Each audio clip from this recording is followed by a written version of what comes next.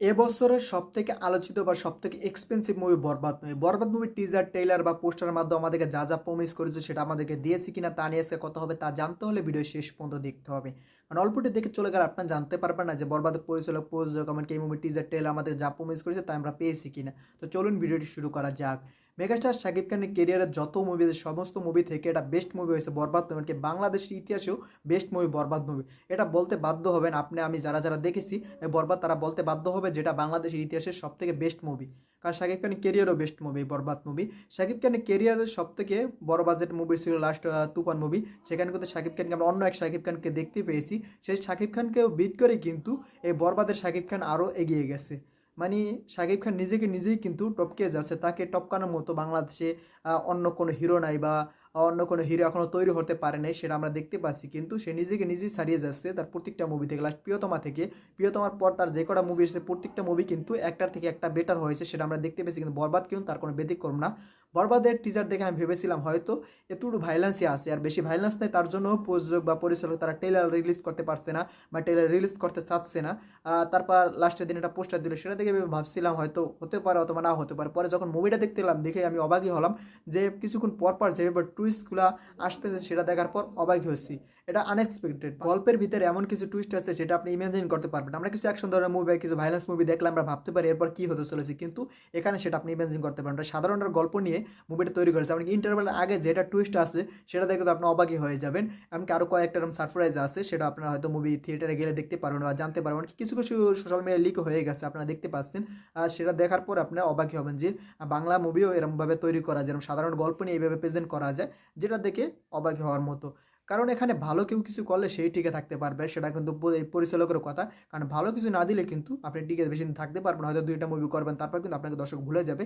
কিন্তু এই বরবাদকে যে কেউ ভুলবে না সেটা 100% কনফার্ম। এই পরিচালক কিন্তু তার প্রথম মুভি দিয়ে দেখিয়ে দিয়েছে যে সে ভালো মানের একটা নির্মাতা। কারণ আমি কিন্তু তার উপর পর্যন্ত ভরসা করতে পারিনি সে কি বানাবে না বানাবে। আমি ভেবেছিলাম যে সে নাটকের নির্মাতা, সে নাটকের মতো নাকি এই মুভি বানিয়ে ফেলে। কিন্তু টিজার দিয়ে অবাক করেছে বা পোস্টার দিয়ে আমাদেরকে অবাক করেছে। লাস্টে মুভি দেখে তো আমি অবাকই হয়ে গেছি মেহেদী এটা কী বানিয়েছে।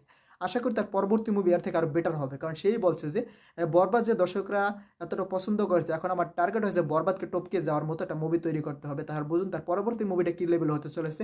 যদি এই গণনার মুভি বানায় তাহলে তো ভাইলেন্সের মাত্রা আরও ছাড়িয়ে যাবে। এই ভাইলেন্সের জন্যই বাংলাদেশ সেন্সর বোর্ড কত নাশকতা করে সেটা তো আপনারা সবাই জানেন। কিন্তু এই মুভিতে আমরা দেখে অবাক হয়েছি যে বাংলাদেশের মুভিতেও প্রত্যেকটা সিনের জন্য আলাদা আলাদা সেট নির্মাণ করা হয়েছে। একটা সেটে তারা ঘুরিয়ে ফিরে কিন্তু শট নেয় নেই, প্রত্যেকটা সিনের জন্য আলাদা আলাদা সেট আসলে, যেটা দেখে অবাকই হয়েছি। কারণ আমাদের বাংলাদেশে যেসব মুভি হয় তারা কিন্তু একটা সেটের ভিতরে, এফডিসির ভিতরে তারা ঘুরিয়ে ফিরে শট নিয়ে কিন্তু সেগুলো আমাদেরকে মুভি বানিয়ে দেখিয়ে ফেলে, আমরা সেগুলো আবার দেখিও।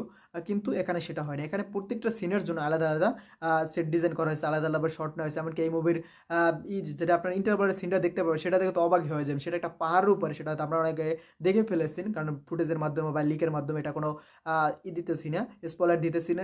আপনারা দেখতে পেয়েছেন যে একটা পাহাড়ের ভিতরে যেভাবে এই মুভির ক্লাইম্যাক্সটা শ্যুট করা হয়েছে এবং সাথে নিঃশ্বাস গানটা পুরোপুরি জমে ক্ষীর হয়ে গেছে।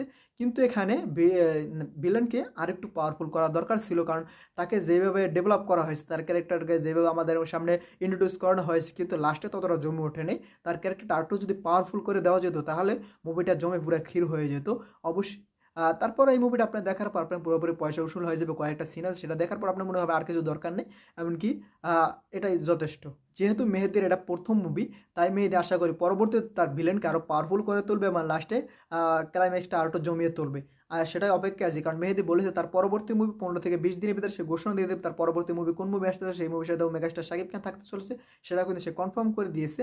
সেই মুভিটা হয়তো দুর্গাপূজা আসতে পারে, কারণ এই মুভি প্রযোজক কিন্তু বলতেছে আমাদের পরবর্তী মুভি সেটা দুর্গাপূজাকে টার্গেট করে বানানোর একটা প্ল্যান আছে। সেটাই হয়তো এই মেহেদীর মুভি হতে পারে। কারণ তার ভাইকে নিয়ে সে পরবর্তী কাজ করতে চায়, সেটা কিন্তু সে বলেছে আমার ভাইকে নিয়ে আমি আরও কয়েকটা কাজ করতে চাই। সেই কাজটাই হয়তো এই কাজটাই হতে পারে। এখন দেখা যাক তারা পরবর্তী কী মুভি নিয়ে আসে। আশা করি পরবর্তী মুভি বরবাদকে ছাড়িয়ে যাবে। কিন্তু এখনও যারা যারা আপনারা বরবাদ দেখে নেয়, বরবাদ আপনারা দেখে ফেলতে পারেন। বরবাদ কিন্তু বাংলাদেশের ইতিহাসের সর্বোচ্চ সুন্দর মুভি হয়েছে, সব বেস্ট মুভি হয়েছে। এই মুভিটা দেখার পর আপনি পুরোপুরি অবাক হবে। আপনার দেখে মনে হবে যে সাউথের কোনো মুভি আমি দেখতেছি। পুরোপুরি কিন্তু সেইভাবেই কিন্তু মুভিটা তৈরি করা হয়েছে। দেখার পর কিন্তু সবাই মুভিটা পজিটিভ রিভিউ দিতেছে, সেটাও কিন্তু আপনারা দেখতে পাচ্ছেন।